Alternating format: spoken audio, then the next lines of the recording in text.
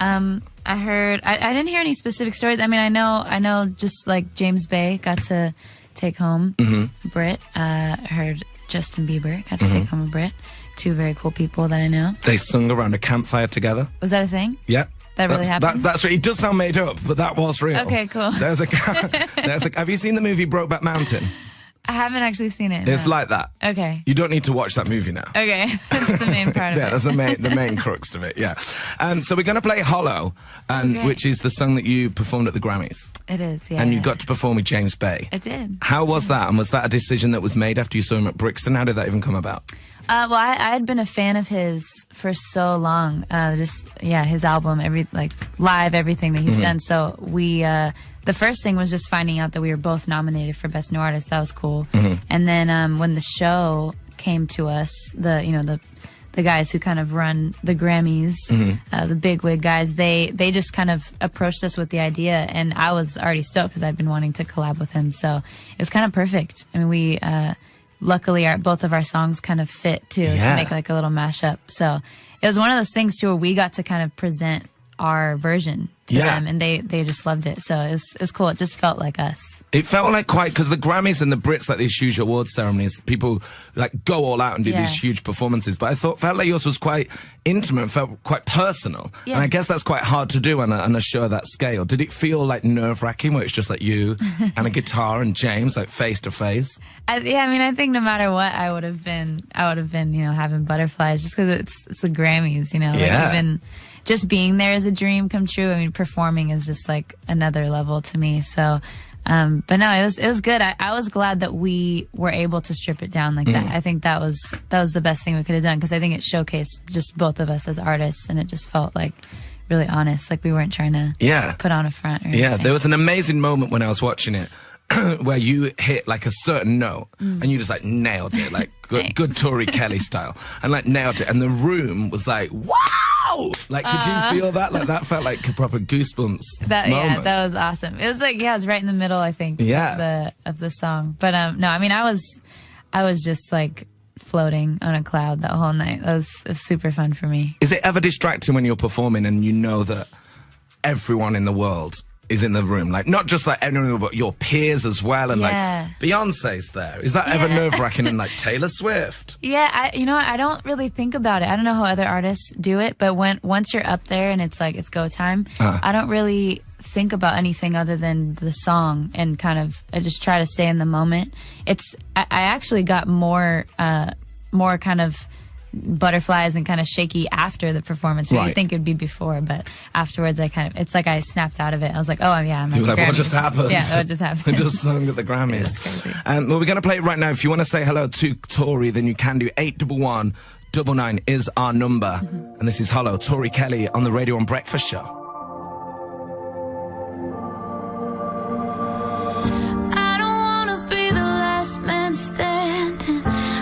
BBC Radio 1, Tori joins us this morning on the Radio 1 Breakfast Show. Hi, Tori. Hello. What a voice, man. Oh, thanks. When did you know that your voice was good? Like when you were a kid? Because kids always sing and like, they're cute and stuff. When was the moment when someone went, this is good? I remember being about 6 years old. So around, I guess... 3 years ago. Yeah, 3 years ago. I was 6. And I don't know. I always sang around the house, and it's like, it always starts with just the love of it. I wasn't, doing it's like, oh, this sounds good or whatever. But I think once it became, like, it shifted over to like, oh, this is something I think I could do the rest of my life. That was, like when I started doing local competitions. It's weird that I was only 6 years old, but I was... Were you really 6 and singing? Yeah. And did you sound like you do now? Like, did you have a great voice? I mean, it was a little more whiny probably back then. A little, like a small person trying to sing, but I don't know. I give credit to my dad, because he's a singer himself, and he plays bass, and he's just kind of...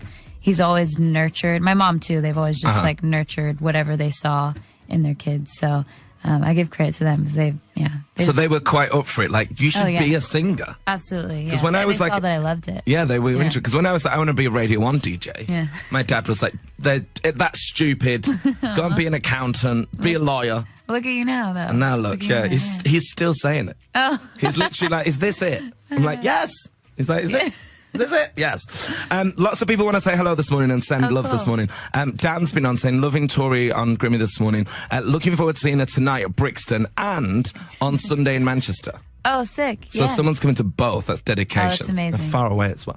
Hello to Callum, who says, currently driving through Oldham to work. That's my hometown. Loving your album. Keep doing what you're doing. Your album, the most honest body of work that I've heard in a long time. Wow. Thank you. That's a huge compliment. Nice compliments. Yeah. And you've had compliments from, like, serious people in the game. Like Sam Smith is a big fan of yours. He's great. Ed Sheeran's a big fan of yours. Has there been anyone that you've ran into or anyone said anything about you that's really blown your mind, where you've been like, wow, they know who I am? Yeah, man, there's been a few. Even just like, I mean, nowadays it's like you see a tweet from someone and that, I mean, that's like huge too. I remember when I performed on the VMAs, Pink tweeted me, and then I got to meet her shortly after, and that was insane for me. I'm a huge fan of hers. And it's people that I don't usually, it's like I wouldn't expect to even meet them in that time. It's always like random and it throws me off. I met Lenny Kravitz recently too. That was crazy. Yeah. I feel like I'm just name dropping now. No, but we like it. It's good. What about Lenny Kravitz? Is Lenny Kravitz really like Lenny Kravitz? Like he's always in a flare and a sort of glittery satin top? Yeah. I mean, when you meet him, it's like, it's like what you expect. He's really sweet. He's really nice. But yeah, he's all like decked out with the glasses. Love that. Yeah, he's a rock star. That. Yeah, he is. He doesn't have days off. Yeah. He wasn't in like a tracksuit. Like, hey, Tori. And so then what's the plan? You're touring here. And then what's the plan after that? Is this like touring now for like the rest of the year? Is there an end in sight? Is there new music? What's going to hold for you for 2016? Right after I leave here, which is already making me sad. Don't leave, Tori. I know, I want to stay. No, I'll be back though. I'm going to do a U.S. run in April. And then after that, I think it's time for new music. Do you write a lot of the time? Are you writing all the time? I am. It's more like subconsciously, though. I think I'm just always jotting down whether it's like a title or just random phrases and stuff. But I'm excited, especially I think being on the road this time around is going to kind of spark some new ideas too. I get inspired by just like the fans and just being out and meeting people. Are you feeling inspired right now? Right now. If you had to write a song about something that's happening in this room, where would you go? I would write a song about the cool shirt that you're wearing, I think. That'd be a great song. Mickey Mouse. Yeah. It'd be an amazing song. I can't wait for the new album. Yeah, it's gonna be really good. It's gonna be amazing. It's gonna be amazing. And then when you've wrote those songs, is there anyone that you run them past? Like, do you play them to like your friends, or do you play them to like management, or do you just like, do you know it's good? I'm always interested in that, because if I wrote a song and then I played it to like Scooter Braun and he's like, that sucks.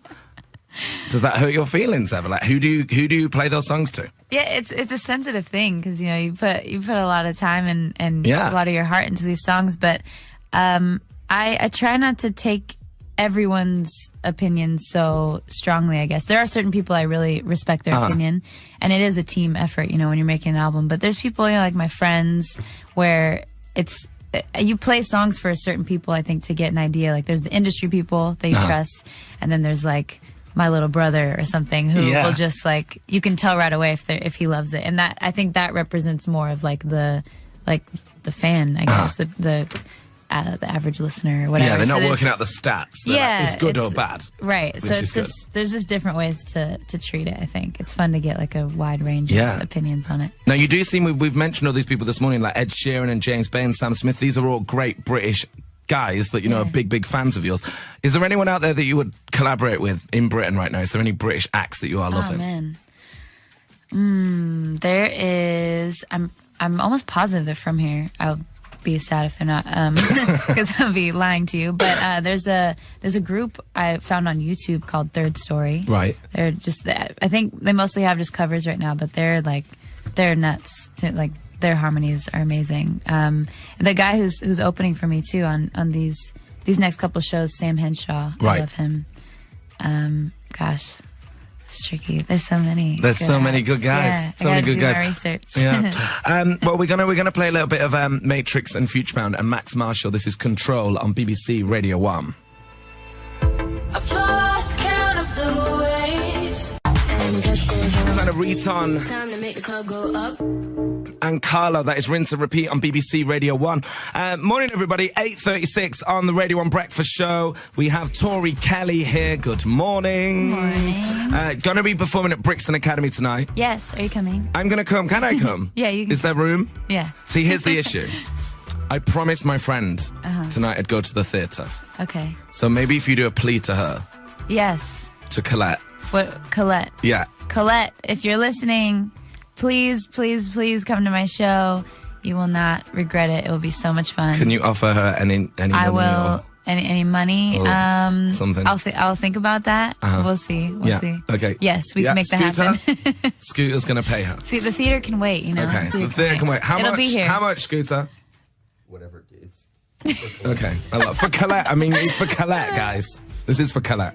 Anyway, we have people that are already at Brixton. Yeah. What time are you on stage tonight? I think 8-ish. 8-ish? 30-ish. I don't know. No, I'm the star. I don't know. It feels like so long. I mean, it ain't at 10 a.m. It's in like 12 hours. There's people there right now. There are people there right now. Crazy. Miranda, good morning. Hi. Hi, Miranda. There's Miranda, there's Becca, and there's Tom. Hi, Miranda, Becca, and Tom. Hi. Hi, Tori Kelly's here. Hi, Tori. I love you. I love you so much. Oh, I love you too. You guys are in line right now at Brixton?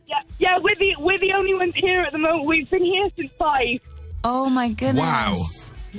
That's... Yeah, we're doing the same thing as well. We've travelled from Cardiff. We travelled last night. Wow. And we're going from here. We're going to Birmingham and we're doing the same thing. And then we'll go to Manchester and doing the same thing again. Oh my God. Oh, wow.